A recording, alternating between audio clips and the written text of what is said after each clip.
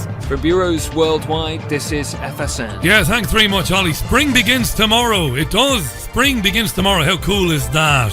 Heard something good today as well. Weather forecast for the next few days.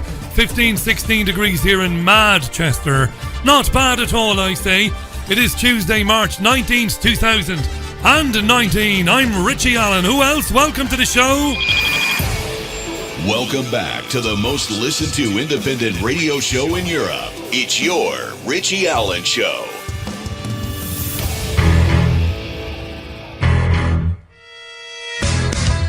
It's the Richie Allen Show. Broadcasting live on richieallen.co.uk and multiple platforms around the world. And now, here's your host, Richie Allen. Now, coming up in the second hour, I welcome to the program for the first time the citizen journalist, the vlogger, Cassie Crowhurst. I'm looking forward to speaking with Cassie. I've had a couple of conversations with her over the last couple of days.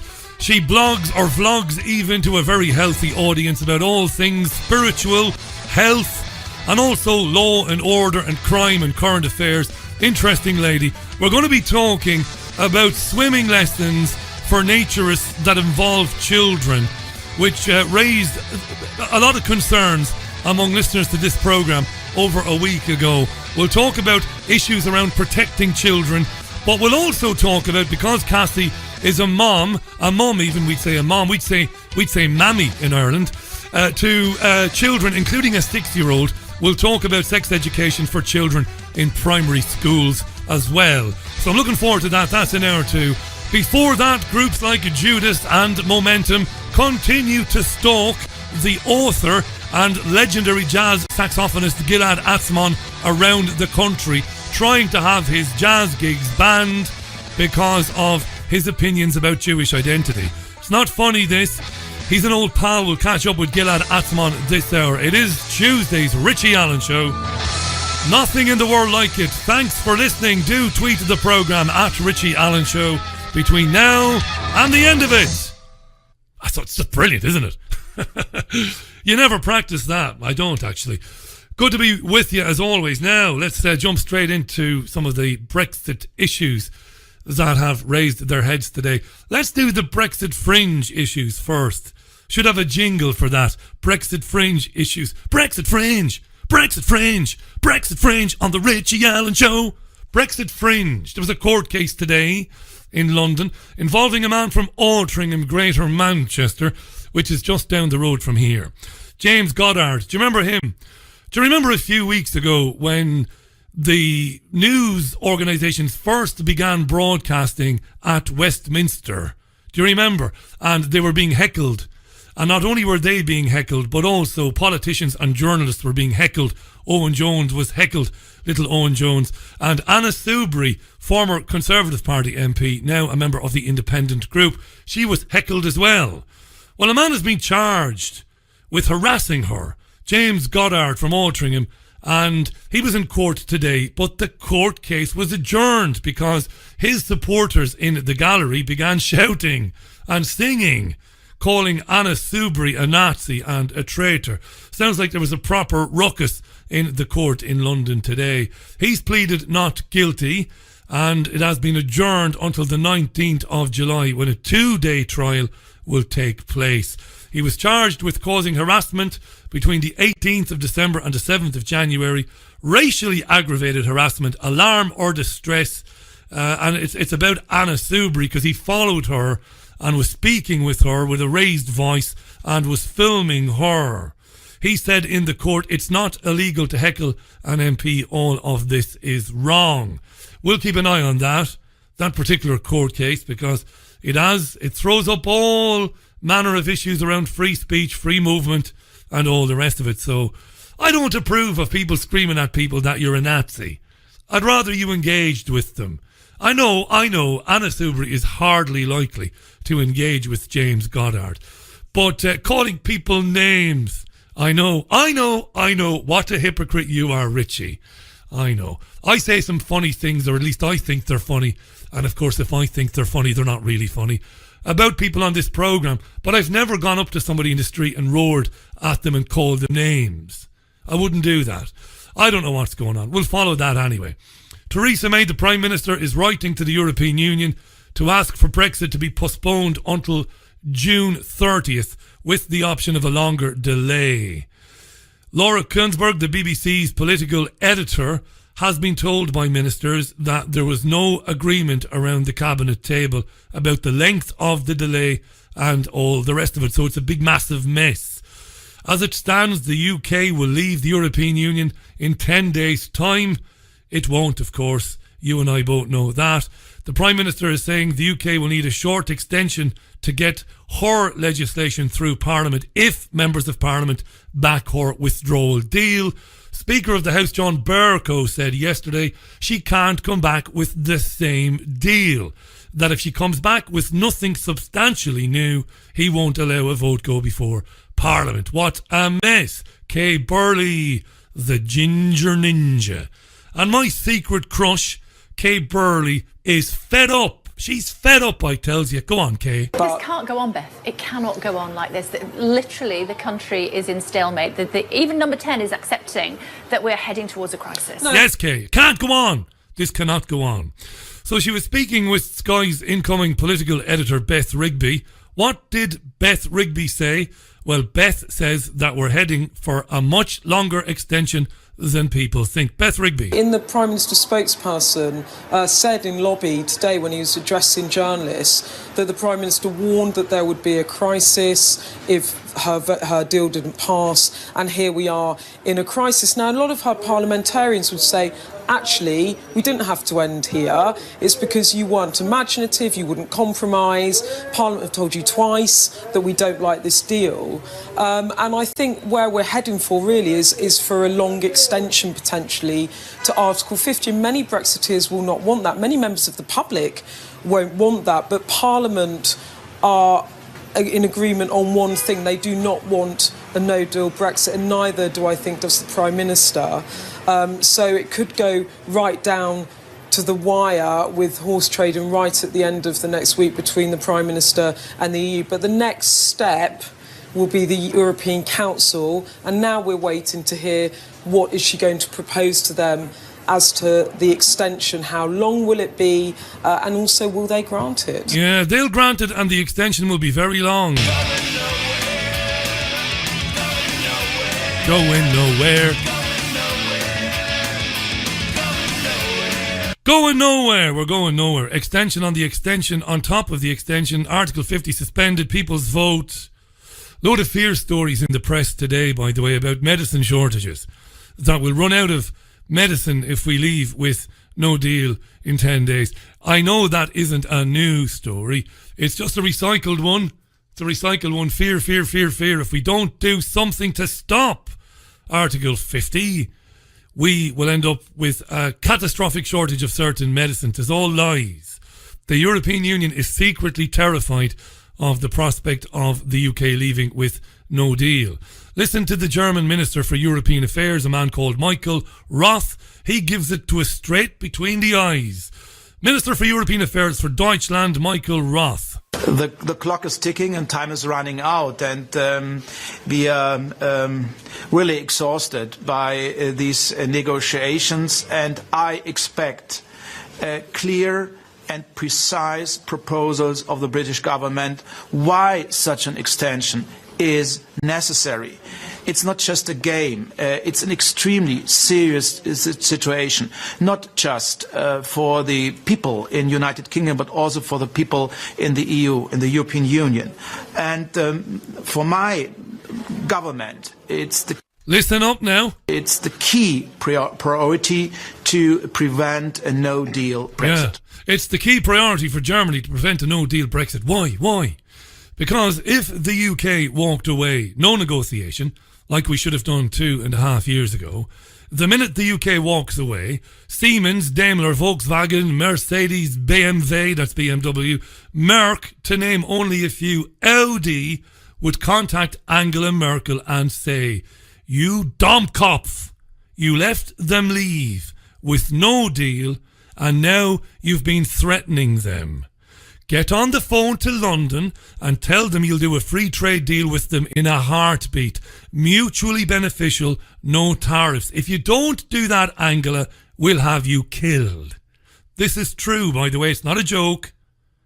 If we left tomorrow, told Brussels to feck off, they would be on the phone in an hour. Okay. Let's talk. Please, let's talk. Because of the huge trade deficit between the continent and the United Kingdom. Trade deficit, Richie? Yes.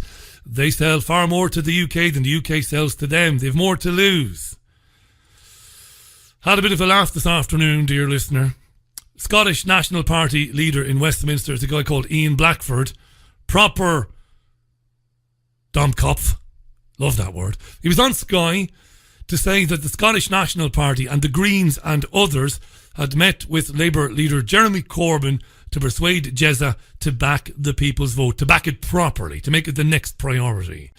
Apparently Jezza is not playing ball. But anyway, Ian Blackford then told Kay Burley that Scotland would not be dragged out of the European Union against her wishes.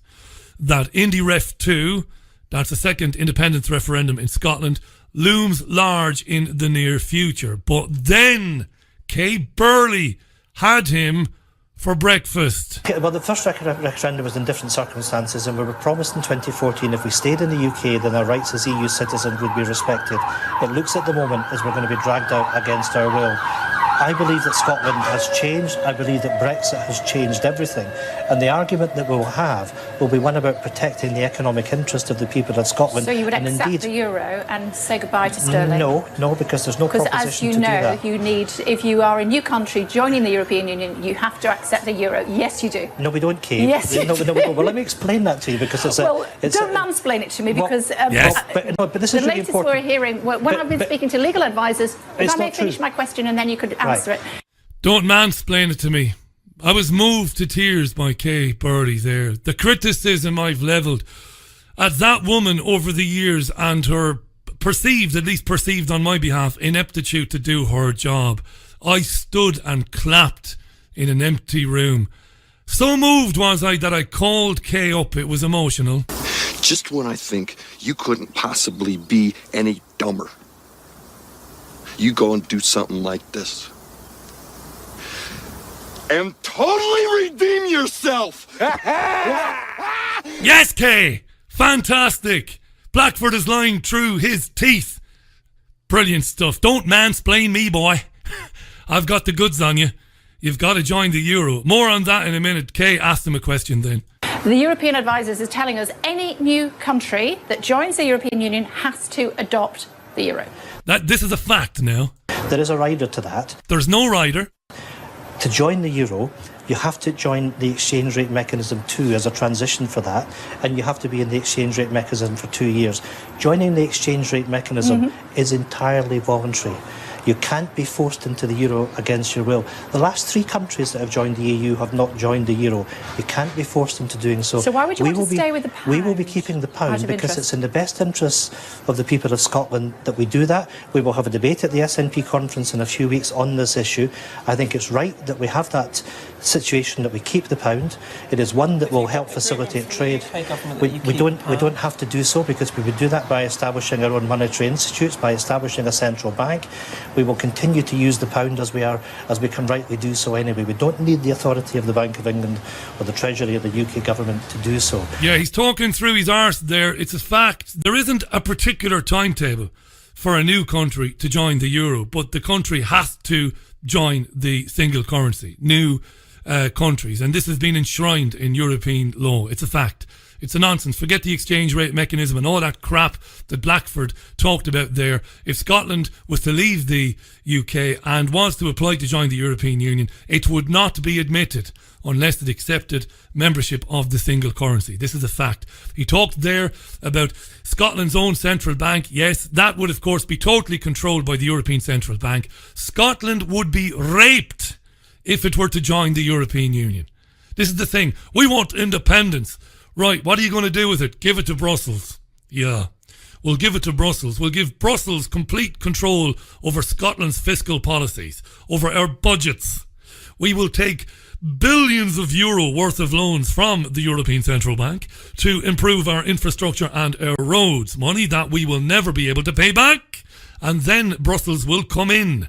The Troika will come in, the IMF, the ECB, and the European Union itself, which makes up the Troika, and will cherry pick, asset strip, mine, rape, pillage and plunder everything that's good and everything that's valuable in Scotland. It's what they do. This is what the European Union does. What a liar Blackford is. Scotland, independence. Yes, I could support it all day long. Why not? I'm an Irishman, of course. But to join the to join the European Union and then join the Euro, come on. Wake up to it, what's going on. Moving on, it's 19 minutes past 5. New Zealand's Prime Minister Jacinda Ardern has vowed never to say the name of the Christchurch mosque gunman. You've probably heard this today if you've been listening to the news. The shootings on Friday have left 50 people dead and many more wounded. Brenton Tarrant, who's 28, has been charged with murder. A self-described white supremacist, apparently. Jacinda Ardern explaining why she doesn't want to ever speak his name aloud ever again. He sought many things from his act of terror, but one was notoriety. And that is why you will never hear me mention his name. He is a terrorist. He is a criminal. He is an extremist. But he will, when I speak, be nameless. And to others, I implore you, speak the names of those who were lost, rather than the name of the man who took them. He may have sought notoriety, but we in New Zealand will give him nothing, not even his name. It's very Monty Python-esque, isn't it? Next it'll be against the law and punishable by death to say Brenton Tarrant. It'd be like if you're in New Zealand. Hey, whatever happened to Brenton Tarrant? Blasphemy! He said it again! Did you hear him? It's a mad world, dear listener. It's a bloody mad world. It's a mad world. This is the Richie Allen Show, live on Fab Radio 2, triggerwarning.tv, my website, and plenty of other places. We're going to be speaking with Gilad Atzmon in a couple of minutes' time. Keep the tweets coming in. Tuesday's programme, March 19th, 2019. Welcome to it. Thanks for joining me. Music from Dodgy on the Richie Allen Show. Tuesday show, 24 minutes past 5 it is. That's if you're listening to the live show, of course. You could be listening to a repeat. Then it won't be 25 minutes past 5. Or it might be. Maybe it's always 25 minutes past 5. Massive interest in this. Jeremy Corbyn faces a vote of no confidence by the Jewish Labour movement. This will be debated next month sometime. This has been going on forever now. Accusations of anti-Semitism within the Labour Party by people outside the Labour Party, usually Jewish groups or Zionist groups outside of the UK. When I say usually Jewish groups, there are an enormous amount of Jewish people. There is a huge body of Jewish people in this country, I would say the silent majority, whose opinion is not being listened to and is not being heard. I understand a group of more than 300 Jews wrote a letter to the Guardian newspaper supporting Jeremy Corbyn, and the letter wasn't published. My next guest is a friend of mine and an old friend of the programme's. He's a gifted, truly special jazz saxophonist, a brilliant virtuoso performer. He's also a terrific writer. I think he's a philosopher, writes about things like Jewish identity politics. He's Israeli born, of course. He's had to put up with, for some time now, groups of people trying to, well, basically tear him down, to stop him performing at venues around the UK with the Blockheads, a band whom he's played with for many, many, many years, and with other groups and jazz ensembles. Groups like Judas and Momentum chasing him around the country. There must be something very wrong with that. There must be some law that's being broken there, that somebody can be chased and harassed and threatened in the way that he's being threatened. Anyway, let's welcome him back to the programme. Gilad Atzmon, welcome back, mate. How are you? Hello, brother. I'm very happy to be with you. It has been a while. Can you hear me properly? I can hear you properly. Yeah, you're sounding well. You're sounding strong. It has been a while. Lots has been going on, and you continue to be And I know you take this with a big pinch of salt, and I know you've got a great sense of humour, but for a lot of us, it looks like it's an enormous amount of pressure to have to deal with when you're getting ready to do a show. Now, I'm not a musician, but I live with one. I know the pressure the performers are under to prepare themselves mentally to deliver for a paying audience, to be dealing with the sort of shit that you're dealing with as well in the run-up to performances. It must be getting you down on some level.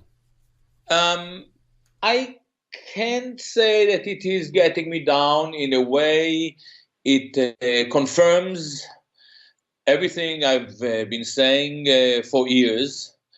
I think that British people have now a great opportunity to see what Labour under Momentum or even Corbyn may feel like. It is authoritarian, it's tyrannical, it's lawless, and I think that I feel it as if it is kind of it's my karma to bring this truth out, and I'm not afraid of it because I've never been fearful of the truth. I agree with Hegel that truth will set you free. And actually, it's not just Hegel, maybe it's the most fundamental idea of Christianity. And for me, it is a great opportunity. And one way more important thing for me is to find out that I am not alone. What happened last Friday was pretty shocking for me because... Tell us what happened, Gilad. What happened last Friday for people who've not followed it? For 4 or 5 days since the beginning of the week, I realized that a group called Judas, they call themselves Diaspora Jews, decided to picket my concert at the Vortex. Now, I'm playing in the Vortex 25, 30 years. I'm probably one of the most successful artists to play there, if not the most successful. I always pack the place. Another thing, the director of the Vortex, one of the two directors, is a Jew, offshoots of Holocaust family, family who lost people in the Holocaust. His parents, I think, came to this country with the Kinder transport. We worked together for years, as you probably know. My band is half Jewish, so people within the jazz industry, my audience, they are laughing at it. They are laughing at all those kind of attempts. The blockheads is partly Jewish. The promoter who booked us in the gig in Islington was a Jew. So nobody really takes it seriously. Anyway, we realized that Judas, this group, called for a picket. It took one day for Momentum. And Momentum is basically supposedly the grassroots campaign group that supports Corbyn, joined in and called its members to go and protest the anti-Semite Gilad Atzmon. And next day it was Owen Jones who called his supporters to go and stop the Nazi jazz or Nazi jazz apologist or whatever. I don't remember exactly how he called it. Did he turn up, by the way, Owen Jones? He what? Did he turn up? No, of course not. No, it's wonderful, isn't it? Yeah, he didn't turn up. Lovely. Exactly. Not only that he didn't turn up, he ended up hiding his call. What happened from that point onward? Owen Jones had something like 350 comments on his Facebook, people telling him that he's a complete moron, compromised idiot. People who are his followers, I knew 2 or 3 of them, that's all. People tell him how disappointed they were. Momentum got kind of many. I don't know how many because I don't have any access to their files. But hundreds. They got hundreds of tweets from people saying they were sickened and disgusted that a musician would be harassed in that way. Yeah. Hundreds of tweets. It was a mass exodus of people who left Momentum because of that. I heard also the Judas were completely split. While they promised us that there will be angry people in the pickets, it was very clear to them on Friday that they are alone, that they are talking about 4 or 5 people. Because Momentum, the grassroots people did refuse to support it, and the same applies to many of even the Judases. At 4 o'clock, I don't know if you know about it, at 4 o'clock on Friday, the gig was supposed to start at 9. At 4 o'clock on Friday, these compromised lunatics at Momentum realized that they don't have a picket. It's a huge fiasco. They, rather than canceling it, they gave it one more go. What they did, they joined the picket with a new event. They said that the picket is now joined with an event of mourning for this horrible massacre that took place in New Zealand. Hang on a second. I didn't know this. Can you say this with certainty? This group Momentum, having no or virtually only a handful of morons turning up at the Vortex to protest you, realising that they've got really nothing going for them. They then tried to bring people out on the pretense that it's about paying respect, candlelight vigil for the victims in New Zealand. Can you say that for a fact? Because they're not here to dispute that. Is that true? How can you prove that? No. I'm trying to send you the announcement.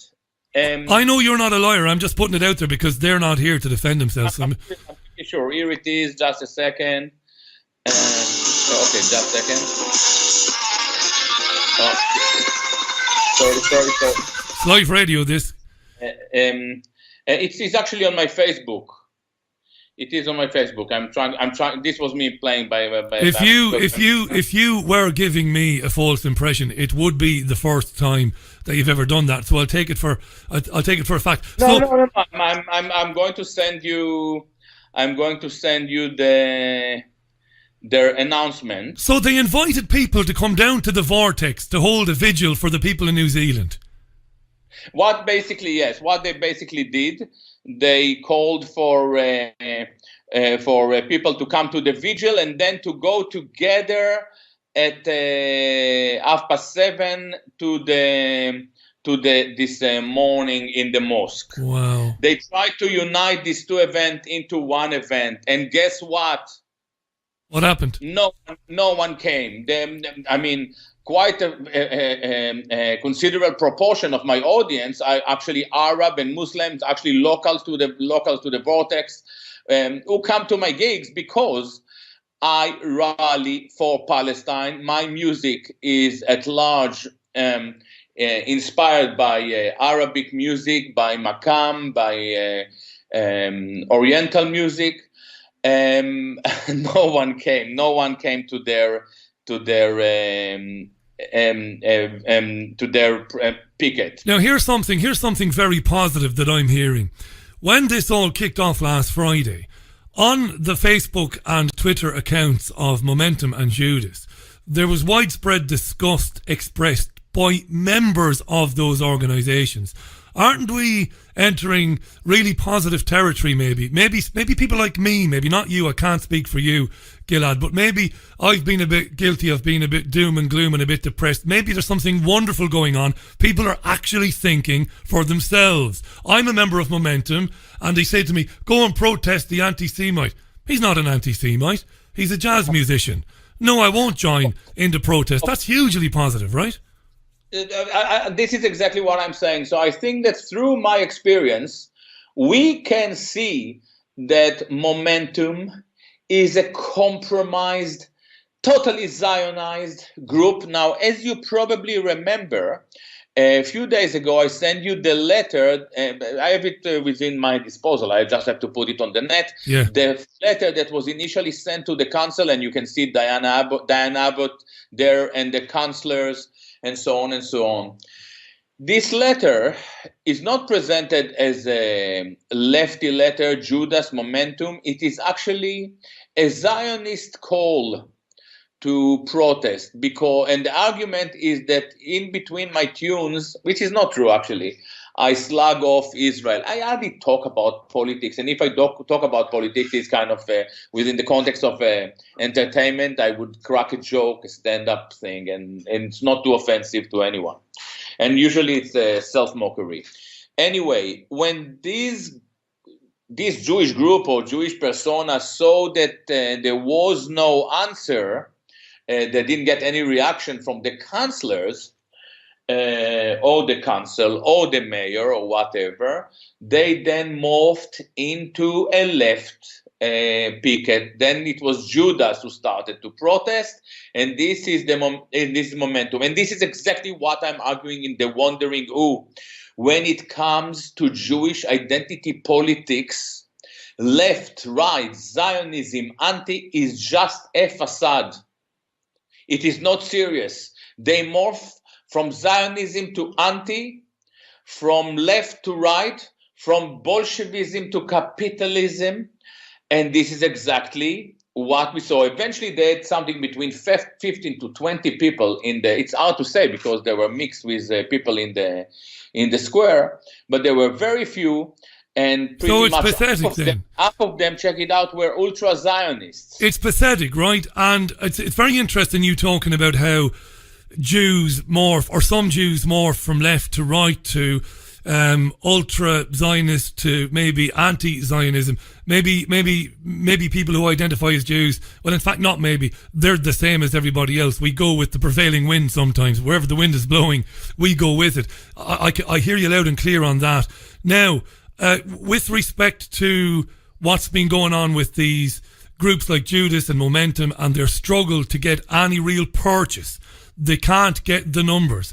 In that instance, then, why has Jeremy Corbyn, Mr. Backbencher for 3-4 decades, speaking for Gaza, speaking for Palestine, why, knowing that they are a bunch of muppets, number one, and number two, they are very small in number, why hasn't Jeremy Corbyn blown the lid off of this and done it quickly and done it mercilessly and moved on? Why has he fallen under the wheels of the truck? Because Jeremy Corbyn, again, and by the way, I'm going to expose him further this week, not only that he's not a leader, and I don't think that he's a bad guy, but he's totally compromised. If he cannot even handle Gilad Atzmon, because the people who attacked me are his number one buddies. Now, why do they attack Gilad Atzmon? They attack Gilad Atzmon because they try to vindicate their miserable leader. They say, you see, Jeremy Corbyn is not an anti-Semite. We are Jeremy Corbyn buddies, and we are giving you Gilad Atzmon on a plate. All right? Now, I will tell you something devastating now. I have two interesting news for you. A, I'm looking at my Facebook, and I can see that Momentum, like Owen Jones, removed the call to make the protest joined with the morning. With the New Zealand morning. But of course, you've got screen grabs of all this anyway, so it doesn't matter. You can see the discussion. You can see the discussion on my. You can see the discussion. Blah blah blah blah blah. Following the tragedy, here there is another one. To attend an event, solidarity, the victims. Yeah. You can see it. We have some screenshots on my Facebook. Yes, interesting that they deleted. That's a very cowardly thing to do.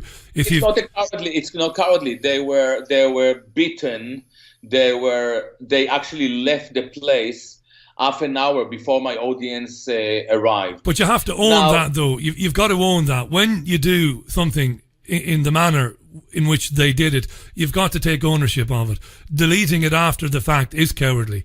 You know, it means that you're not really you don't really have the moral fibre to stand over what you did. You're trying to erase it. That's cowardly, in my opinion. That is. But it's cowardly. But this is exactly this is the typical symptomatic behavior that we try to expose. Now there are a few more things that I have to tell you. It is very clear that at a certain stage, the council got involved. The mayor called the club. The mayor, not the mayor of London, the mayor of Hackney, a Labour character.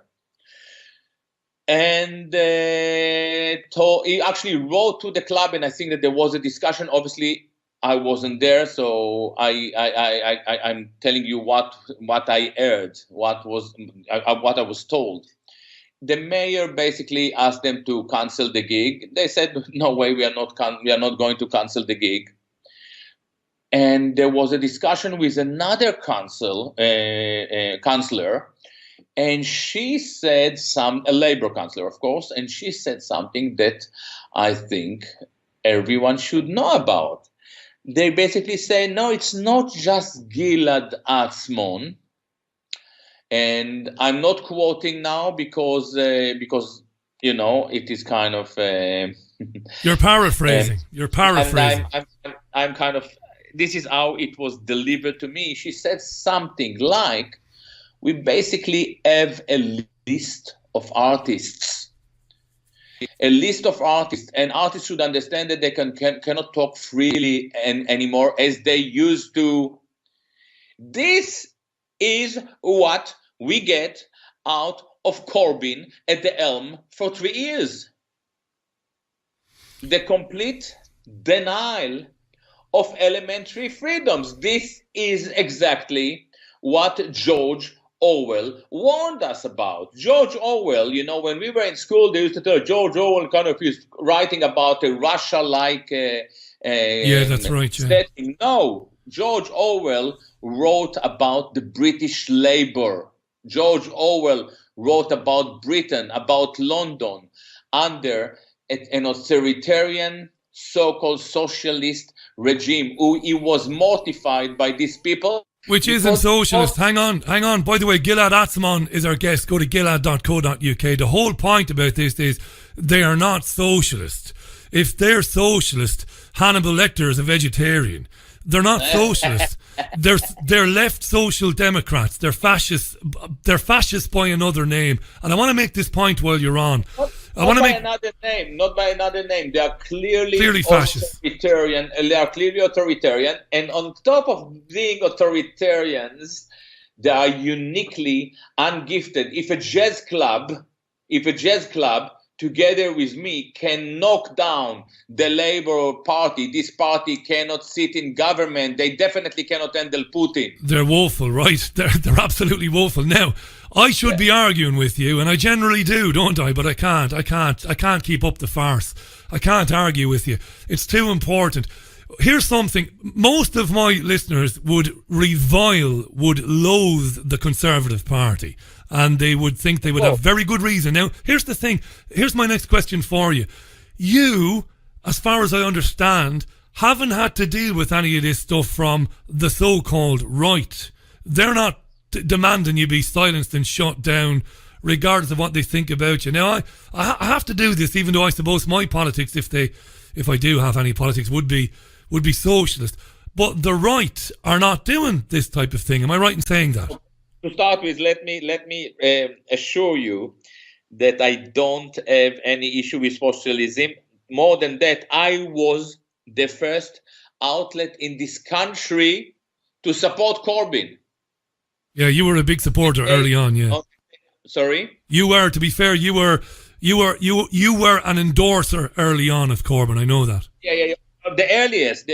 Now, and I was also the first to admit, quite early that there are some very, very suspicious moves on this on his part, and by now, I don't see him as a bad person. I think that he's uniquely ungifted. He's certainly not a leader. He can be a nice guy. I'm sure that he's a nice guy. I know quite a few people who know him personally. I think that he's a nice guy. But the damage that this caricature inflict on left, on socialism, on equality, on a prospect of better future, considering the horrible government that we have in place now, is huge. We are practically living in a country with no opposition party. And this opposition party is doing nothing except internal Jewish wars between the JLM and the JVL and the Chris Williamson. And let me give you another story about Corbyn, and I should write about it. Before you do that, let me ask you this. Before you do that, we haven't spoken since Chris Williamson appeared to lend you some support. And then he tucked his tail between his legs and he ran at the first sign of trouble when he was criticised for supporting you. He apologised. This is a Labour MP, Chris Williamson. That's just rubbish. What happened to him 2 weeks later? He was kicked out anyway. It's rubbish, isn't it? It's rubbish. They're really unique bunch of spineless people, and the British people should really be clever to gather that they do need an opposition party, but this party is not the Labour, and definitely not the Labour in its current form. And I tell you why. Because I still believe that Jeremy Corbyn is the best thing in the Labour. If Jeremy Corbyn is so miserable, spineless and weak, what is left out of this party? You know, all those social justice warriors that are trying to divide us. Do you understand what they really try to do, these idiots in Momentums? Yeah, do you know what they're doing on a daily basis? What they're doing, in my opinion, on a daily basis is they are inventing. I mean, they're if they are clever at one thing, if there is one thing that they are remarkably good at, it is inventing new vulnerable groups on a daily basis. Groups that cannot be criticised or spoken about because it's hate speech. That's all they seem to do, right? Of course, and here we are coming, and this is exactly why I am attacked. Because I produce a pretty serious body of work that explains why left and identitarian left is actually Hitlerians by nature, and why it jeopardizes the attempt to bring back equality. I argue, and it's very simple, I argue that in the old days, the left used to tell us that we are all together. It doesn't matter if you're a man, a woman, gay, trans, Jew, we were all together. And it was quite appealing for many people, and especially for minority groups. You come to a country and you're an immigrant and suddenly you're part of the Labour Party. It's beautiful. Workers unite, the proletariat, we're all together, yeah. This was class politics. Yeah. Now, what happened at a certain stage, and this is something to do with the Frankfurt School, and some people called it cultural Marxist, and so on and so on. We saw a revolution in the left. Rather than uniting us, they started to divide us by means of biology. We started to talk as a woman, as a Jew, as a black. And the issue here, and without understanding it, because they are uniquely stupid, as I already mentioned, they started to divide us by means of biology. Yeah. You identify with as a woman, it's a biology. As a black, it's your skin color, it's biology. As a gay, most people think that it's biology, most experts. And by doing that, they are actually adopted the most embarrassing, problematic aspect of Hitlerian racism. Because what is the whole idea of Hitlerian racism is that you identify with your biology. Biology as an Aryan, apparently, according to Hitler, is better than the biology of the Jew. Superior, that's right. But there's a contradiction inherent there. Let me contradict you. I'm glad I found something to criticise you on. Hang on a second now. Yeah. It's gone 180 degrees because these identity groups, by the way, folks, Gilad wrote a book about this called Being in Time. Go to gilad.co.uk, order the book, get it at amazon.co.uk because it is the definitive work on the subject of identity politics. I've read it twice, I really have. It's in the studio here just to my left. If anybody wants to know about it, I'll tell you all about it. Get this book and read it. Now, I'll tell you where there's a flaw in your argument, and you're going to think maybe I'm being a bit immature here. They're not talking in terms of superiority. These identity groups are racing to the bottom to prove that they're the biggest victim. That they're the biggest victim of the establishment. It's gone beyond, like, you were right to talk about Aryan superiority. These victim groups, and they're like Mogwai from the film Gremlins. If you throw water onto a victim group or an identity group, it splits into another bloody identity group. But this is what you're saying. What you're saying, they become victims, right? Is totally correct. However, they definitely sustain the biological exclusivity. Right. Yeah. So, for instance, I'll give you a very embarrassing example. The Jewish labor movement, yeah? Jewish labor, yes. Jewish Voice for Labor, sorry, JVL. Supports Jeremy. That support Jeremy. On their website, they say that if you are a labor member, a party member, you can support them, but you can never become a member because in order to become a member, you have to be a Jew. The meaning of it is that neither Jeremy Corbyn or Chris Williamson or Ken Livingstone or George Galloway, I don't think that he wants, could join this group because they are not racially qualified. So you can argue that it is not supremacist.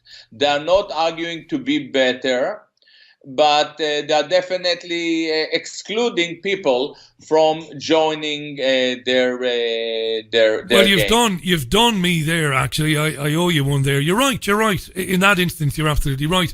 I would have said that Galloway. And the question that I ask, and by the way, this is why they try to wipe me out. How is it possible that Mr. Jeremy Corbyn and Mr. Chris Williamson are happy to be endorsed and to be associated with a group that is racially oriented or racially exclusive? Would they also be happy to be friends with a group that calls itself the white Voice for Labour, the Labour Voice, yeah, or Aryan for Corbyn? I don't think so. Here's a question that you tackle in your books, in The Wandering Who and in Being in Time. You see, I don't believe that Jews are a race. I never have done. I never will, no more than Muslims, no more than Christians. So Galloway could say, well, I'm going to convert to Judaism. But that wouldn't be good enough for the Jewish Voice for Labour because they hold on to what I believe is a myth. The myth that Jews are a race. But I don't believe they are a race. We're never going to get to the bottom of this, are we? It's very important what we are saying here. I, like you and like many others, not everybody, I can mention a few scholars, including Jewish scholars, who actually insist that Jews are a race. But I, like you, don't think that Jews are a race. I don't think that there is a racial continuum between, Ashkenazi Jew from Russia and a Yemenite Jew or Iraqi Jew and so on and so on. But there is one thing that we must agree. The Jewish identity politics is racist to the bone. Absolutely racist, yeah. This is the issue. Yeah. I don't care. People can see themselves as a part of a race, and it's not necessarily offensive. Hang on a second. Let me just jump in there. Because I want to be absolutely clear about where I am. Yeah. Yes, it is Jewish identity racist, but within that, under that umbrella, are, in my opinion, I'm not trying to virtue signal here. I really believe this. Are millions of Jews who do not believe that they are the chosen ones, who do not believe that they are racially superior. We know these people, right? I'm with you there. I'm with you there, and this is why one of the reasons that I'm subject to this endless vile campaigns is that I made a clear distinction in the Wandering Who between, the first question that I ask, instead of asking what Jews are, I ask what is it the Jews identify with? And then I made a very clear distinction or distinctions between Judaism, the religion, Jews, the people, and Jewishness, the ideology. I don't attack the Jews. It's a vague category. I don't attack Judaism, the religion. I only criticize the ideology, Jewishness. I think that it is a very unique ideology. And at certain phases of history, it proved to be very dangerous for Jews themselves. And you ask me to define what is this Jewish ideology, and I would argue that it is definitely, it is not one thing, it is many world views and ideas that facilitate a sense of exceptionalism. So Judaism is, in that sense, from an ideological point of view, could facilitate sense of exceptionalism. Why? Because we are the chosen people. By the way, if you talk to rabbis, they will contradict it. They will tell you to be chosen, it's actually a burden rather than a gift. Okay? Yeah. They can be pro-Palestinians because they say, oh, look at us, we are so special, we are Jews and we support Palestine. And then they can be Zionists and say, look what the Nazis did to us, and now we managed to take Palestine, and we are even taking the American Congress. Look what how successful Bibi Netanyahu was there. So it can lead to many, evolve into many ideas, different politics that even contradicts each other, but the common element is exceptionalism, or in Jewish term, chosenness. We're back to square one now. On this theme, on this subject, we're back to square one.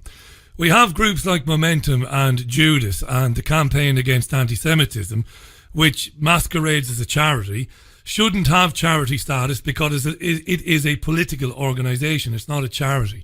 In my opinion. Now, you have these organisations. We're back to square one. You've defined there and summed up in, I would say, in an excellent way, in a brilliant, coherent way, what it is that you feel and you think. And this is why I believe that the mainstream media hasn't picked up on your story in terms of, I've, of course, come from commercial radio, television.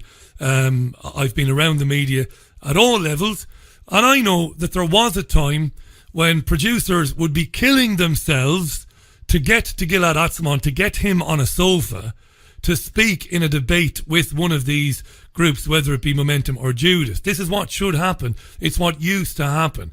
But your phone is not ringing with television channels in London or in Manchester saying, Gilad, we've got momentum, let's get you in the studio, let's thrash this out once and for all. And I believe the reason for that is because that would then quickly blow out of the water any notion that you were an anti-Semite, which is a misnomer anyway, or that you were a self-hating Jew, or that you hate Jews. This is the problem, you see. They won't debate these people.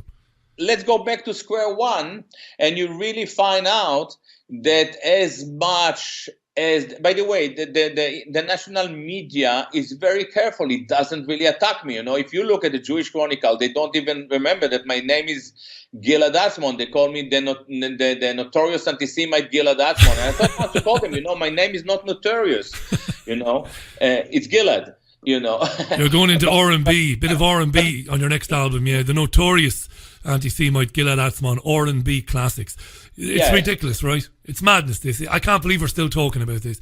I don't mean today, I mean in general. In general, why are we talking about people being harassed and pickets and people being demanded, hostages being held in the Labour Party, Corbyn absolutely helpless? How can this happen in 2019? I thought as the decades went on that we're supposed to evolve and advance. Our thinking is going to be, advanced and evolved. We're back in the 1930s here. I think that we are back in the 1930s. I just read recently, somebody gave me an incredible book from 1938, an English book. It's quite a small booklet, Marxist, and it's about anti-Semitism.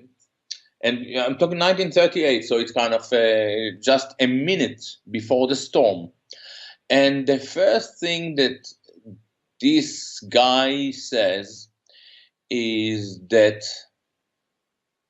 we know that there is anti-Semitism because Jews are identified.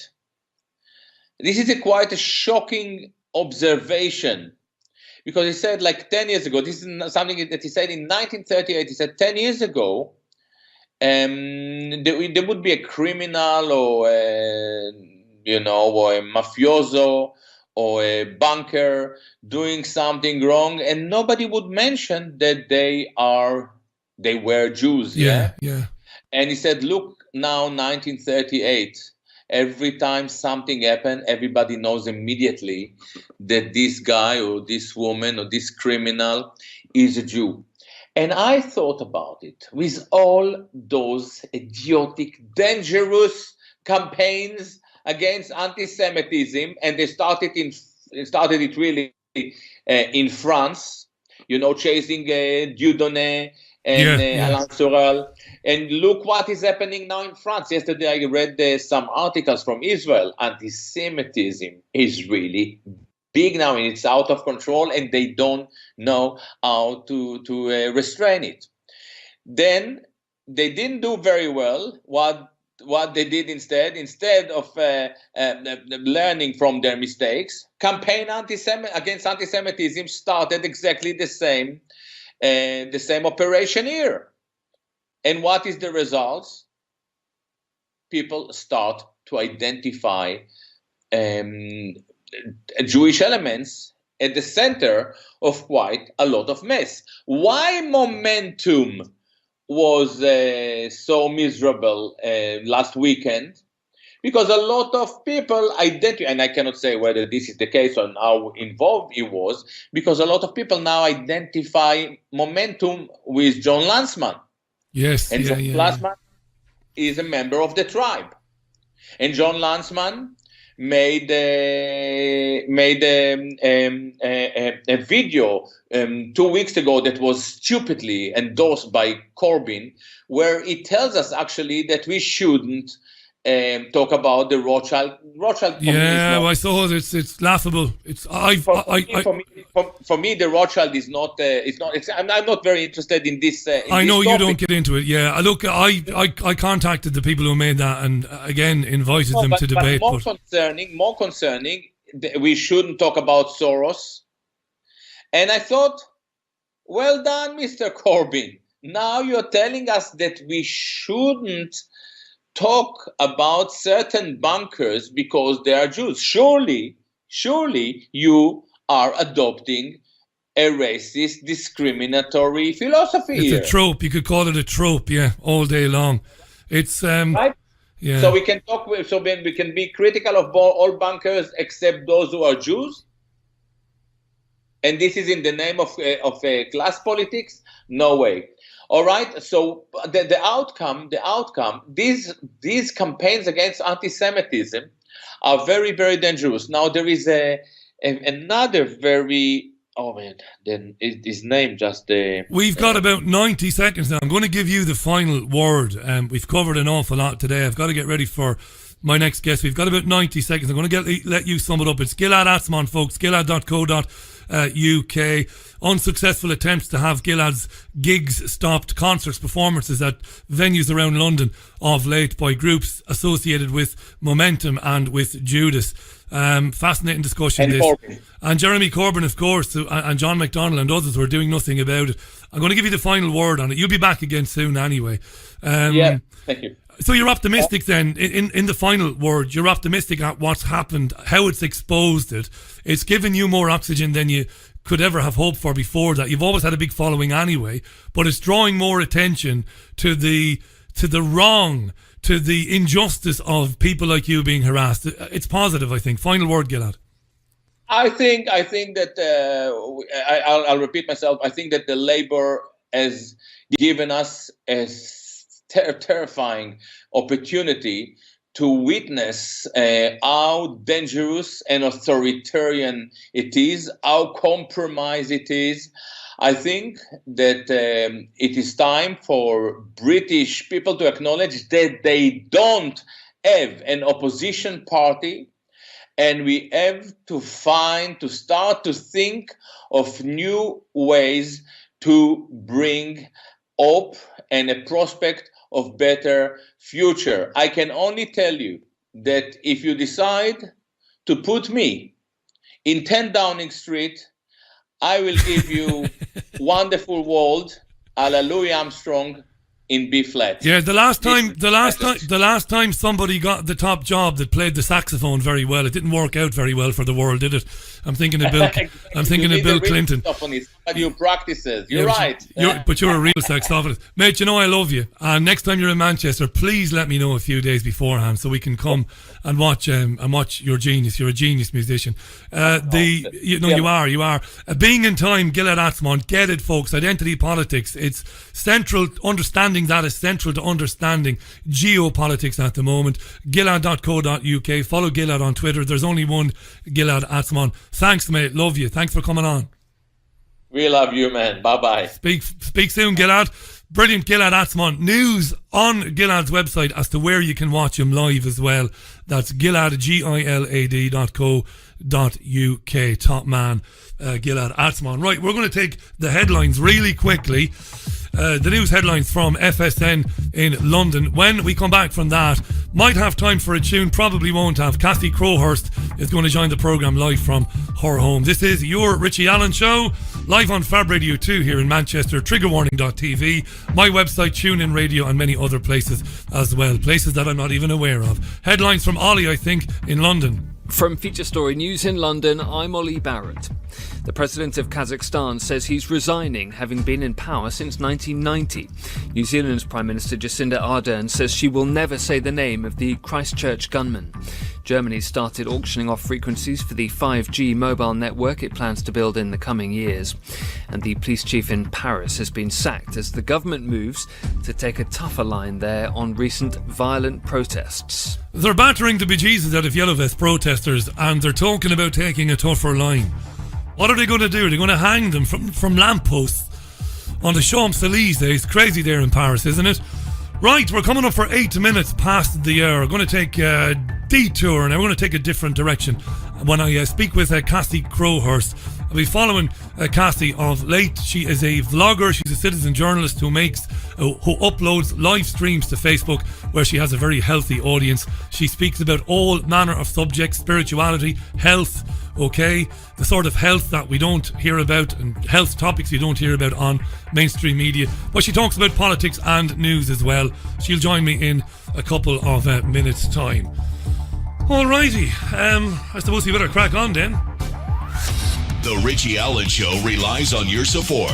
Go to richieallen.co.uk and set up a monthly donation today.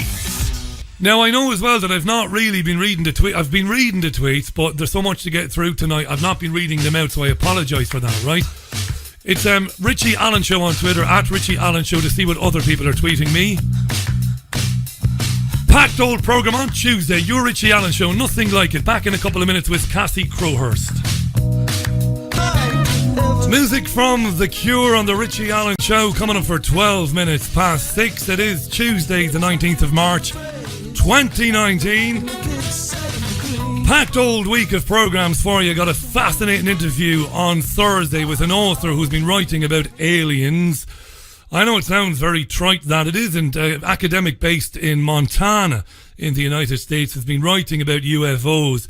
but he's an academic and he's been talking about UFOs and aliens being some sort of future version of ourselves. I can't wait to get into this on Thursday.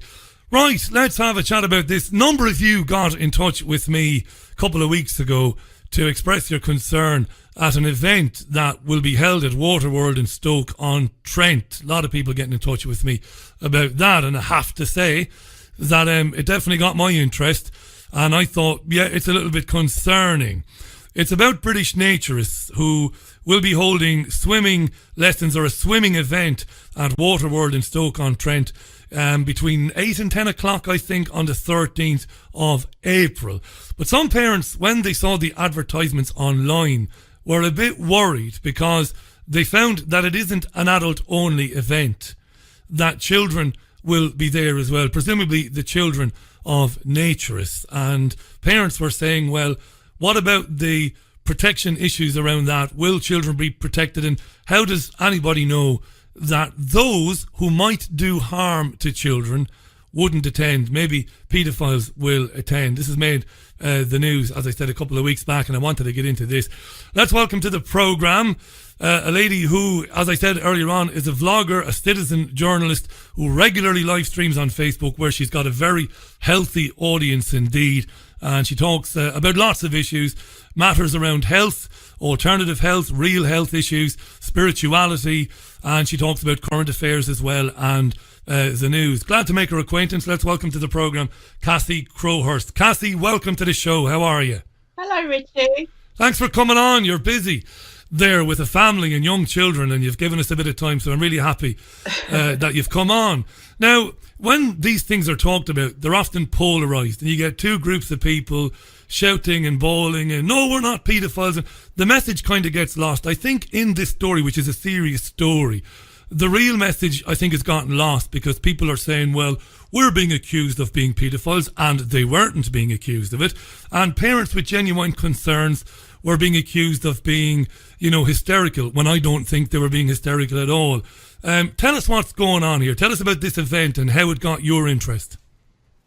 It originally caught my interest when I saw the article for this. The way it's been advertised in the media online, I haven't seen it in any newspapers, was kind of advertising this naked child event, family of all ages. And then I came across an article that was to do with a former director.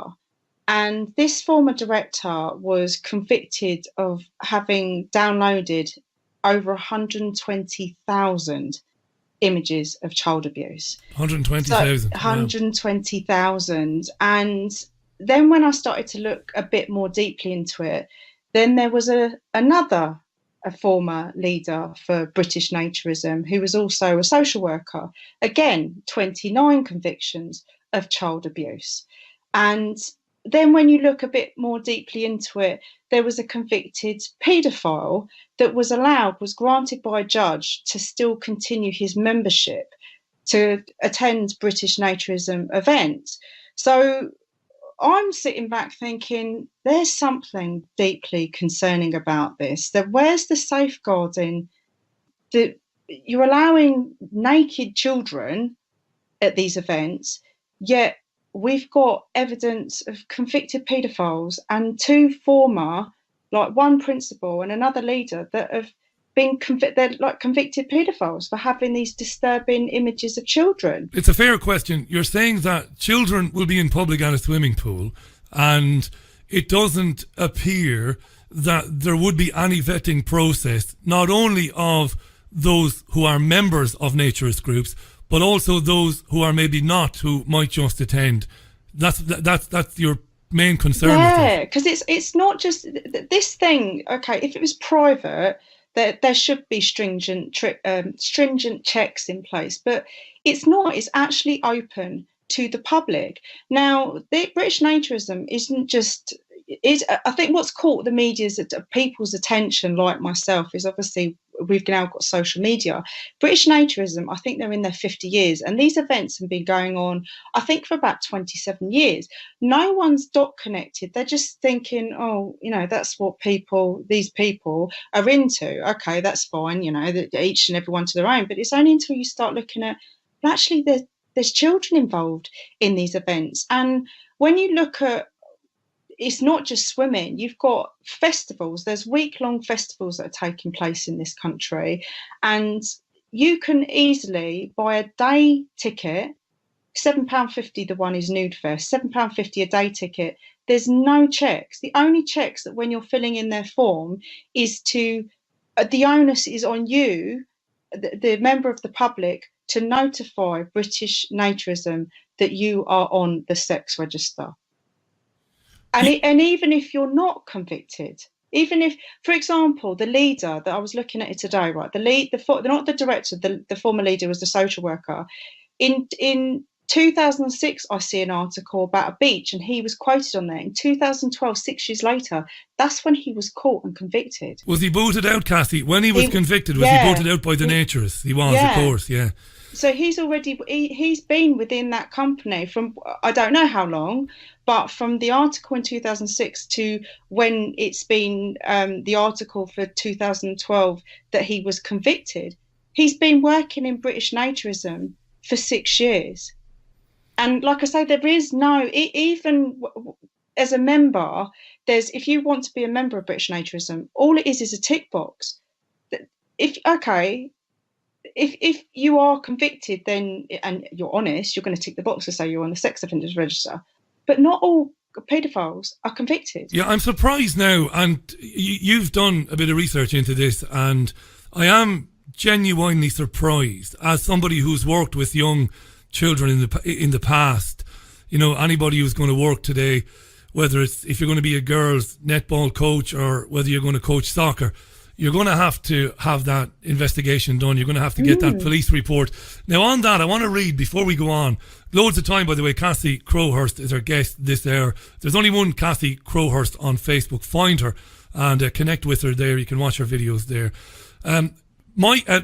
Roger runs a Facebook page for this program. I'm not on Facebook. And thankfully, his eyes were open today. He found a message on Facebook, and it's very nice. And it's meant for you, Cassie, I think. Oh, okay. It's from Sarah Beck. And Sarah says, I understand you're doing a talk show tomorrow with Cassie about naturists. She goes on to say, Cassie, now don't interrupt, because I guess what Sarah is going to say is not true. She's misreading you, but don't say anything until I'm finished, and you can jump in. She says, Cassie is under the impression that naturists are normalising paedophilia, which is totally untrue and unfounded, right? The British Naturist Society was set up in 1964, runs successful events all over the country, in fact all over the world. It was the Naturist 10th year at Blackpool, where they got harassed and verbally abused by the vigilante paedophile hunters who were protesting outside the venue. Their behaviour was disgusting, and they shoved camera phones in the faces of the naturists and called them paedophiles and live streamed it. Now, of course, that's got nothing to do with Cassie. Cassie never did anything like that. All they achieved was to upset the children who were there at the time. There's been a lot of scaremongering, says Sarah. Then she goes on to say, there are lots of benefits to being brought up as a naturist. My best friend is a second-generation naturist. She was never forced to be naked, and she never forced her own children to be either. And that's about the gist of Sarah's comment. So what do you say to that? She says, a bit of scaremongering going on. We've been around for years and years. We're certainly not paedophiles, and there's a lot of benefits to it. They explain why they do it, nature, non-conformity. What do you think? My response to that, and I've always said, if you look at my videos, as soon as I've started reporting on this is not an attack on naturists. Adults, if that's what they're into, there's many different fetishes that people are into. If that's what they want to do and express themselves, then go ahead, crack on. It's not a reflection on adults choosing to be in naturism.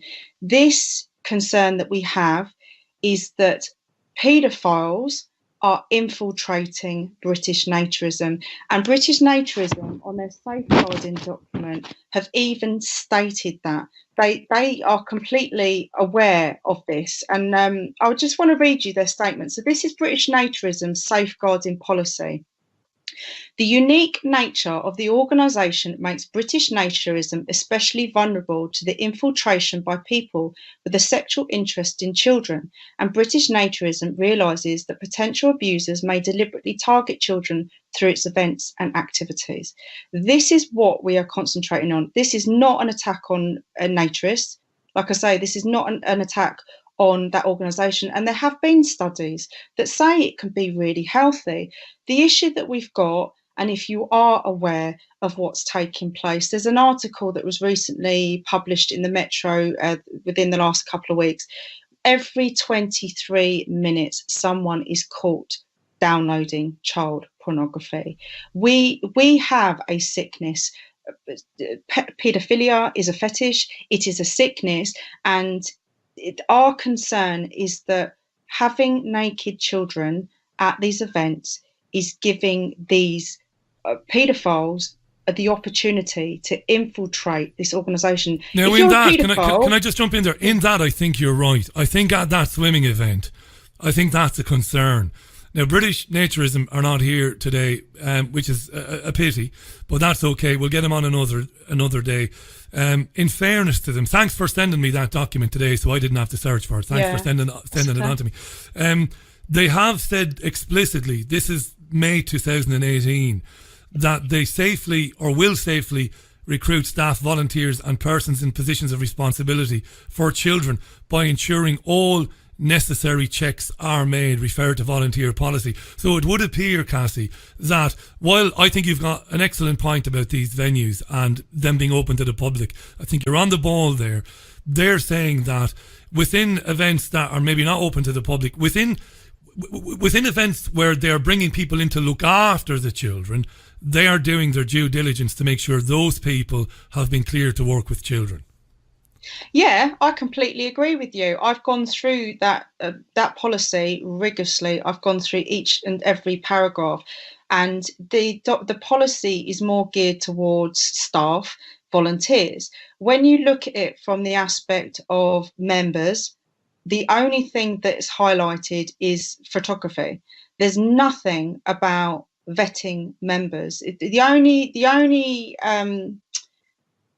The only way they're vetting members is when a person wants to become a member, they have to tick the box to say, are they on the sex offenders register? Now, like I say, they can lie, and it's down to British Naturism to do their due diligence and checks to check that this person is actually telling the truth. Yeah, but they're saying they are. They're explicitly saying that when staff and volunteers and responsible persons are recruited, they are checked. They're saying they definitely are checked.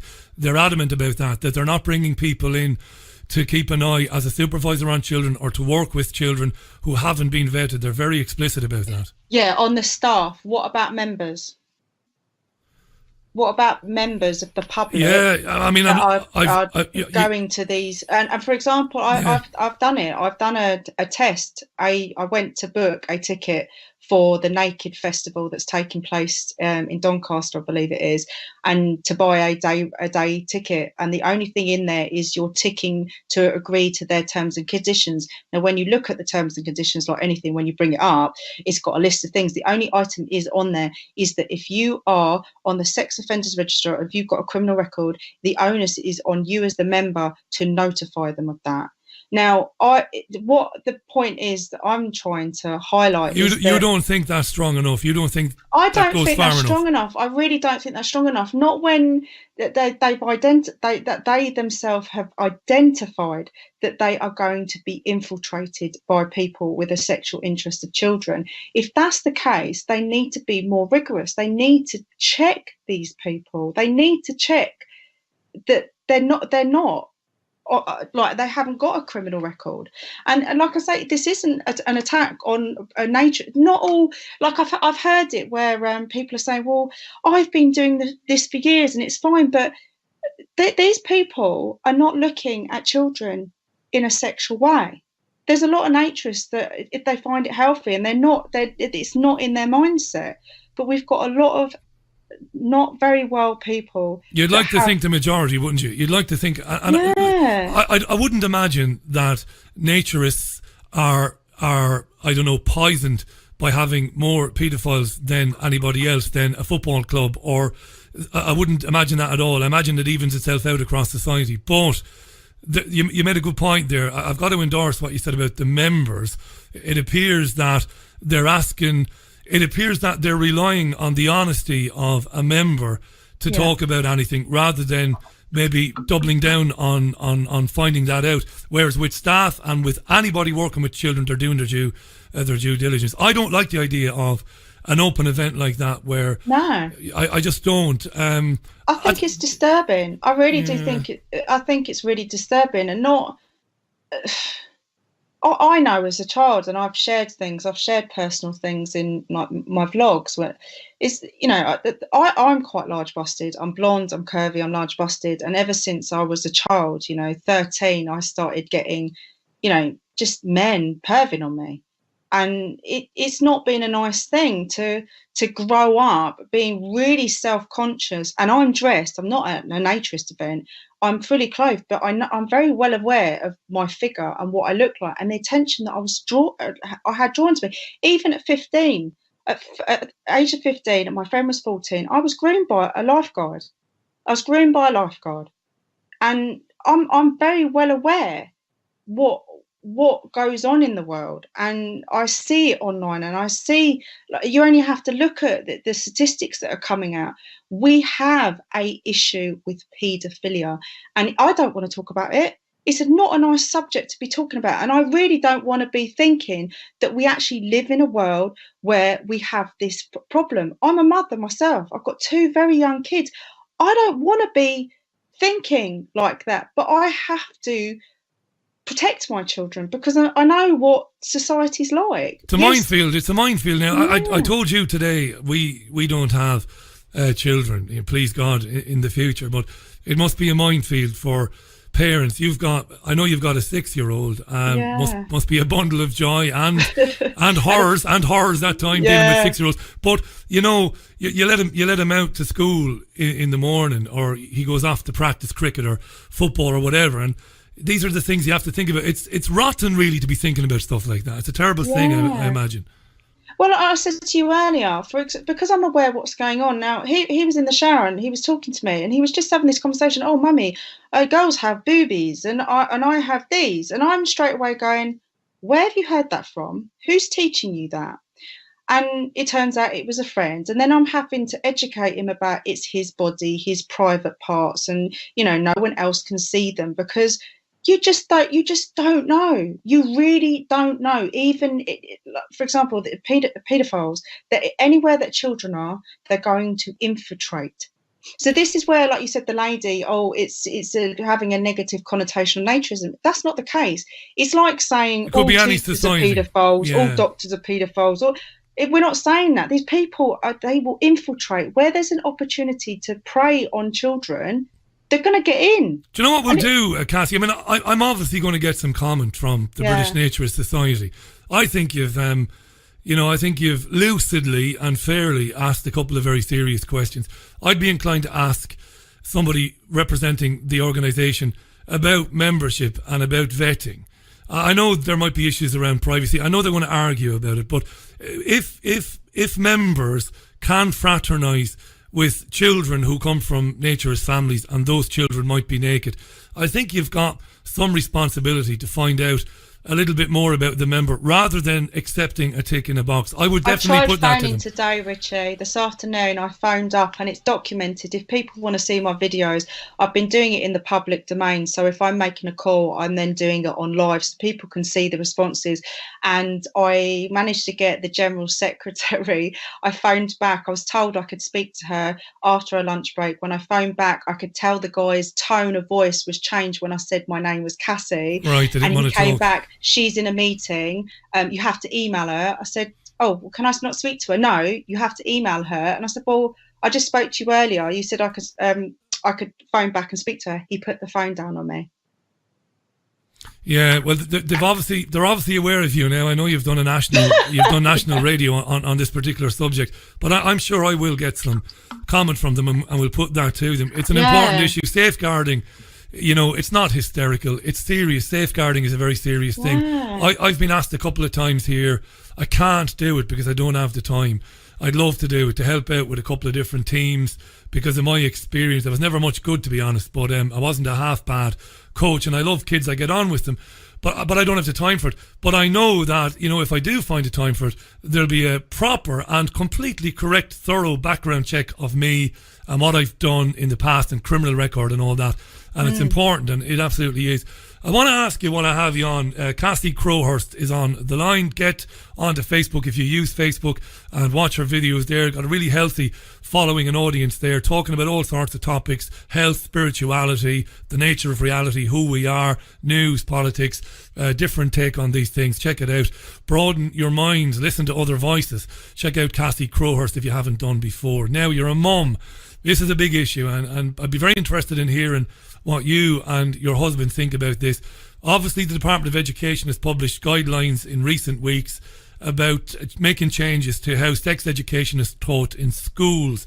And unsurprisingly, this particular programme, and I'm sure many programmes, have been contacted by parents of children in primary school who are pretty sickened, pretty horrified, pretty angry that they're being told they can't opt out, and that the children are going to be asked to think about and to talk about all sorts of grown-up things like sexual identity and stuff like that. Parents are absolutely outraged. No better woman than you, because you have a 6-year-old going through school at the moment. What have you made of all of this? I do not agree with it. I saw an article about it not that long ago, and I actually phoned my school and I said, could you tell me, when are you bringing this in? Are you teaching my child this? Are you teaching this? And they weren't aware of it, and it's probably not made its way into the county that I'm in. But I don't agree with it. I really don't. I think it's down to the parents. My 6-year-old, he's into Lego, and you know, he's so innocent, and he's like my full of love little boy. He's so innocent. He doesn't. Okay, he's telling me, "Oh, mummy, the girls have the boobies, and oh, why do boys have willies?" Yeah. Like, he's at that age. Why am I going to start diluting his mindset about things that he does not need to know about at that such a young age? I think it's ludicrous. It really is. How old were you when it was brought up in school? I guess, like me, you were probably 13, 14 when biology, when they talk about the birds and the bees, right? And I think we had one lesson. About ovulating, and nothing about wool. And giggled all the way through it, I suppose. Yeah. I was 14 when our biology teacher said, right, we're going to talk about reproduction. And that's when we got into it. But before that, it was never mentioned in school. We were just allowed to be children, and we did children's things. But it would have been unthinkable for teachers to talk about same-sex relationships, straight relationships, gender identity. It would have been unthinkable. What do you think is going on? Why do you think they want to get this into the children's dialogue? Why do they want children thinking about this so young? I have my suspicions. What do you think? Well, I just think there's an agenda playing out. I really think there's an agenda playing out, because where has this all of a sudden come from? This sort of stuff weren't about it when I was younger. No. Yes, you've got people that are gay, you know, they're gay, lesbian. You've always had that. You've had some people that they don't identify with the physical form that they're in, and that they have that mental issue. It's a mental issue. But now we've got how many genders? We've got, even on Facebook, the other week I was going through, updating my settings, and there was plural female, plural male. there was this.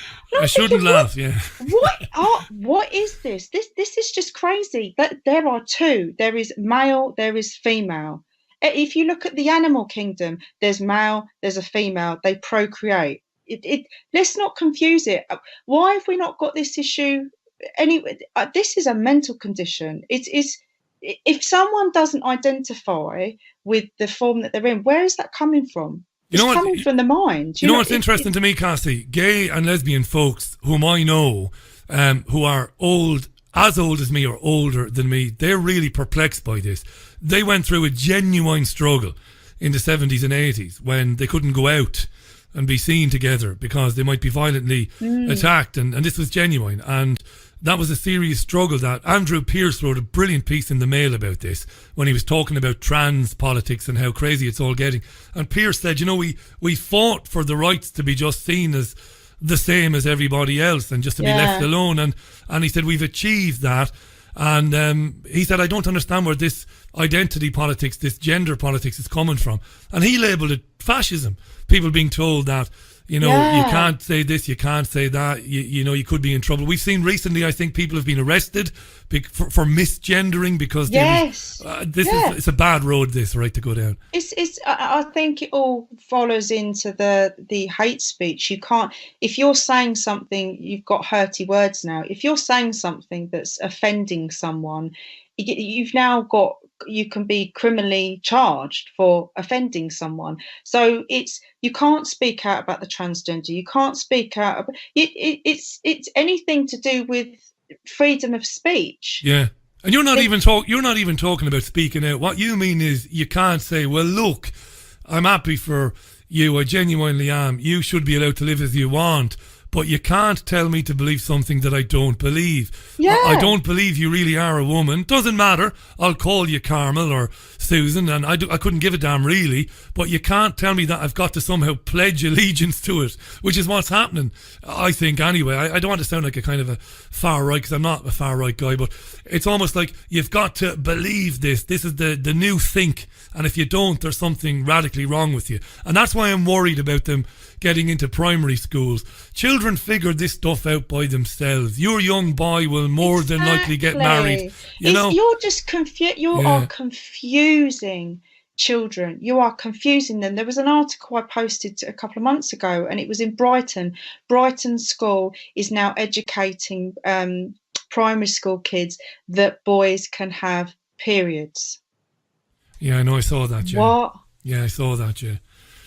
Yeah, I know. It's insane. The absolute lunatic becomes normal. It's made to say stuff like that. Yeah. It's like, have you seen the Green Man in London? I saw the footage of that. You got the Green Man, the traffic light. It's the traffic light. It's the Green Man. No, we haven't got the Green Man now. It's now a gender binary symbol sign. Yeah, I saw that. And I truly believe this is. If you look at like the media, TV, it's all programming. It's engineering. And if you think back into when I was a child, it was all family values. It was like Happy Days, Different Strokes, Punky Brewster. It was all real family values. Now with the social engineering of the programming, it seems to be really trendy. Well, do you know what? That's a brilliant point. Let me just remind our listeners, Cassie Crowhurst is on the line. If you've just joined us, it's exactly 20 minutes to the top of the hour. We're going to go for another 10-15 minutes before the end of the programme. She's on Facebook as Cassie. Check her out. Entertaining and thought-provoking as well, videos that she uploads there. Big audience there as well on Facebook. You mentioned them, Little House on the Prairie, the Waltons, all that sort of stuff. Now I've noticed, and I'm not Christian, I'm an atheist, but I do notice that a lot of sitcoms, especially the new ones and the popular ones, often feature families in sitcom situations, but families that have broken up. Yeah. So the kids are living with mom and dad comes over. Now, yes, dad and mom do have a good relationship, but why so many where the parents are not living together? Why is that going on? I don't understand that. I don't know. Maybe it's engineered like that. It's to break up the family unit. I think if you break up the family unit, then you can be worn down, and normalising. I don't know. There was an article. I think it was Parent Magazine. Someone did it. It was a post, and it was a Parent Magazine. It had a male gay couple on there, and then all the others was just the lone female with the child. And someone was highlighting what's missing. Where's the masculine? Where is the man, the mum and dad with the child? Mum and dad, 2.4 children. Now we've broken up the family unit. Now we have it's just it's confusion. I don't know. Even when you look at, have you seen that program Big Mouth that's on Netflix? No, I haven't. No, I've got Netflix. I must check it out. Oh my God, I haven't watched it, but obviously because I see all this sort of stuff. This thing is an animation, and it's geared to teens. It's pornographic. It's pornographic. There's no other terms to describe it. why is this being geared to such a younger generation? We are, when you see it, we're sexualizing children. Yeah, we are. You've got them dance competitions, dance mums, and you want to see the way these kids are dressed. Funny you say that. Radio 5 Live was talking about one of the Kardashian children the other morning. I know nothing about the Kardashians. I doubt you do either, by the sounds of it, Cassie. But apparently one of the girls is very young, but she was wearing very revealing outfit, the kind of outfit you'd expect a singer like, I don't know, Britney Spears or somebody like that to wear. And it was a bit odd. Let me read a few tweets because we had a lot of them and I have ignored the tweets tonight. It's been busy. Faisal tweets, as far as I can see, these different weird and unheard of gender classifications are just a way of making the vast majority of normal, rational people into a besieged minority. So making the normal seem abnormal and making the abnormal seem normal. In this together, I love these Twitter names, tweets, I was in a primary school when we learned about biological reproduction. We watched a cartoon about sperms and eggs. It was boring, to be honest. What we weren't told about was sexual politics. We were left alone. So we got the basics, he says, and that was the size of that. David tweets, listening to you talking about, us talking about the primary school children being asked to think about this. David reckons they're being groomed. Now, a lot of teachers listening to this would be very annoyed by that. I understand where David is coming from. Teachers are human beings, and 99% of them want to do the best they can. And these policies are not dreamt up by teachers. They're given to teachers to enforce. They're told they must do this. It's not their fault either. But I hear very much where David is coming from. Murray tweets, Richie, I believe anyone convicted of any crime against a child should be chemically castrated because these people cannot rehabilitate. I would argue, Murray, that there is evidence that chemical castration doesn't work. There is evidence. I don't know, I'm not an expert, but I've heard it said that it doesn't work either, castrating people. And Samantha tweets, how you doing, Samantha? Richie, I work with children and I have to have all of these checks and do these safeguarding courses, yet these people are or will be getting away with it. She's talking about naturist members, not the staff, but members who can join naturist societies, but maybe are not vetted as well as they should be, a point that Cassie made a bit early on. Who'd be a parent, Cassie? Tell me, I mean, it's 7.5 minutes. No, it's not. It's 16 minutes to the top of the hour. Who'd be, I mean, honest to God, if we were to have a child, I'm a fairly easygoing guy and I'm fairly relaxed. I imagine I'd be very uptight if I was a parent in the current climate. It can't be easy to be a parent now. No, it's difficult. It's very difficult because I try to protect my children's innocence as best as I can. They're children, but obviously being aware and awake to the real world, it's not nice, and it's trying to be firefighting, to be the barrier. But like I say, when my son, like I said to him, where do you get I have to ask these questions. Where are you getting change? And you have to, and that's the other thing, going back to like the privates. We've got this whole campaign about it's your privates and no one else can touch your privates, the NSPCC, I think it is. Yeah, naturism, because it's naturism, we can expose the privates. Yeah. I have a lot of sympathy for the ideals of naturism. I understand. I mean, look, being in radio for nearly over 20 years, of course I've interviewed naturists before. Way back, I've had a laugh with people asking them, because I'm very much a prude, Cassie. I'm the guy who doesn't know where to put his face. We lived in Spain for years, and occasionally we'd see nude people on the beach and I'd absolutely crap myself. I'd be looking the other way. Where do I run? But I've interviewed, I think the ideal is a lovely one. I think it's a harmless one. You touched on something there, even the young boy going to school, the young lad playing cricket, playing a bit of basketball, a bit of soccer, and you've got to wonder, is he being, when he's getting changed, how is that worked out? How is it supervised? Who'd be a parent? Exactly. But see, like you're saying, you're a prude. Richie, I am far from a prude. I am far from being a prude. But there's no way I would walk around with my private parts No, out. me neither, no. I wouldn't. Okay, well, I haven't even gone topless, but breasts are breasts. You know, I breastfed both my kids. I'd be out. I'd breastfed in public.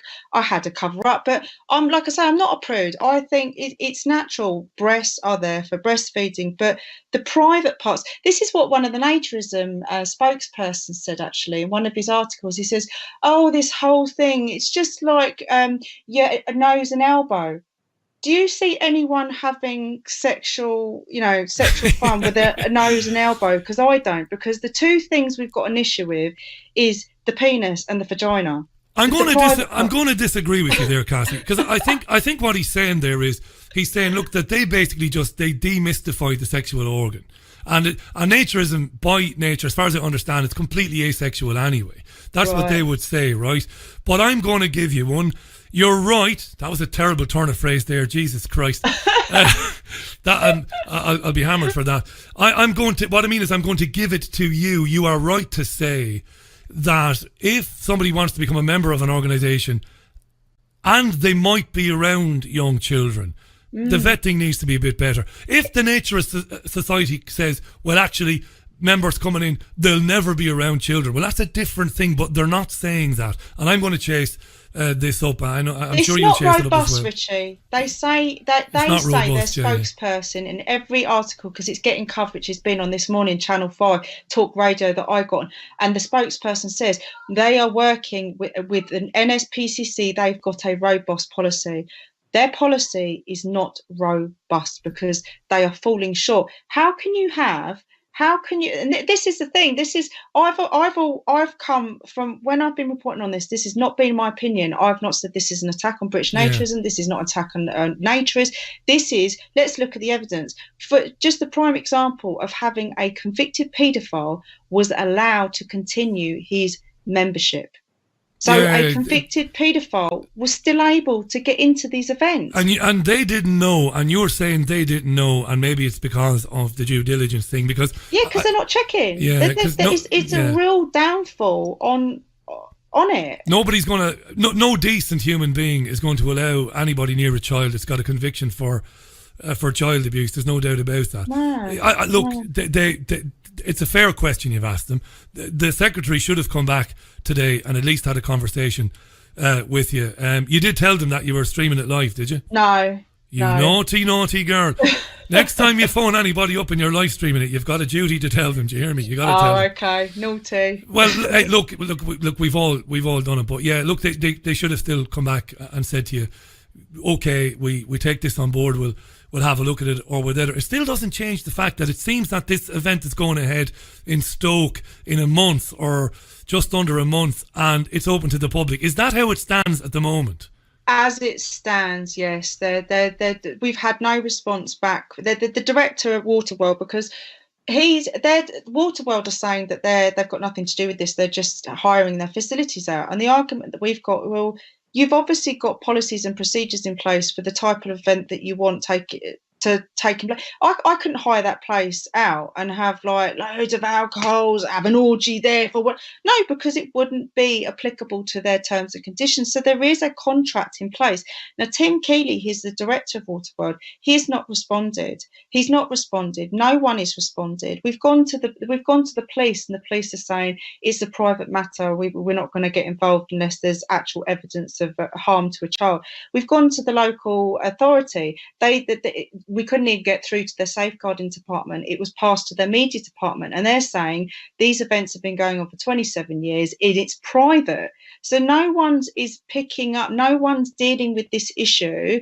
And I don't believe it has had the attention that it has had, because most people are not dot connecting. Like I say, I only picked up this. I've been aware of naturism and thought, okay, this is just some people, that's what they're into. Okay, fine, that's fair enough. But when you're connecting, well, actually, hold on a minute. We've got convicted paedophiles, an ex-director who's a convicted paedophile. We've got a paedophile that was allowed entry. There is no due diligence. So they've highlighted on their safeguarding policy that it's going to be infiltrated. And that is the group we've set up. There's a group that's set up that I've been helping. It's called Protecting Children from British Naturism. It's a Facebook group. And it clearly states on there. It's not a great name now, Cassie. That's very confrontational, the name of that Facebook group, isn't it?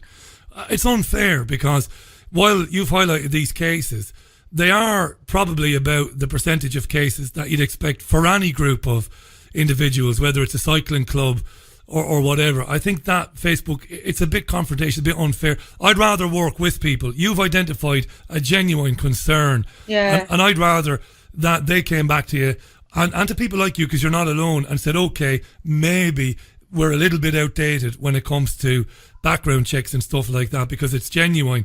I wouldn't be... Listen, I'm no angel now. I've made a million mistakes. And so whoever's put that Facebook page up, it's a little bit...